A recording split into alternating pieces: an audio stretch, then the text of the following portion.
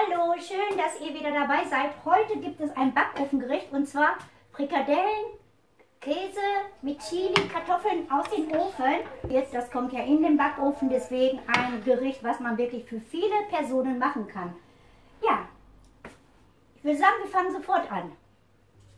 Für die Chili-Käsekartoffeln brauchen wir einmal 50 Gramm Parmesankäse und ein halbes Bund abgezupfte Petersilie.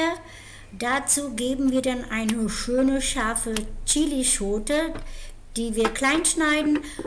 Habt ihr keine Chilischote, könnt ihr auch Chilipulver nehmen und einfach reingeben. Dazu geben wir dann noch einen Teelöffel Salz und lassen das Ganze für 10 Sekunden auf Stufe 8. Danach einmal umfüllen in eine etwas größere Glasschüssel und 600 Gramm oder ihr könnt auch mehr Kartoffeln nehmen, halbieren, klein schneiden, lieber kleiner schneiden, dann brauchen die hinterher nicht so lange in den Backofen. Noch 2 rote Paprikaschoten klein schneiden oder 3, je nachdem.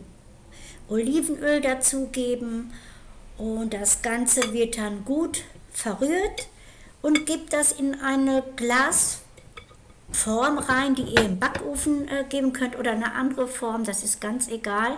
Das Ganze dann nochmal richtig gut durchmischen und dann erstmal stehen lassen.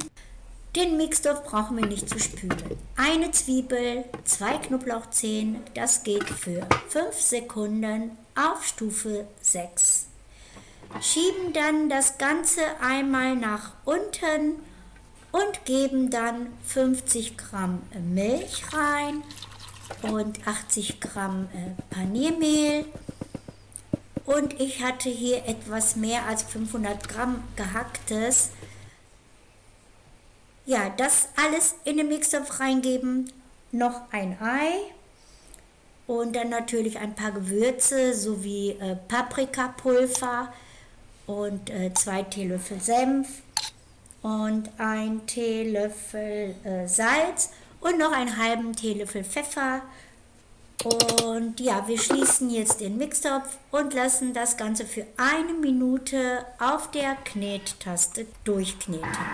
Jetzt kann der Backofen auf 220 Grad vorgeheizt werden und wir machen kleine Frikadellchen, verteilen das auf die Kartoffeln, geben dann etwas Olivenöl noch oben drauf und das Ganze für 30 bis 40 Minuten in den Backofen. Kann euch dieses Rezept nur empfehlen, schmeckt super lecker. Sollte euch mein Film gefallen haben, freue ich mich auf einen Daumen hoch und natürlich auf viele Kommentare. Ich wünsche euch allen einen schönen Tag und sage Tschüss, bis zum nächsten Mal.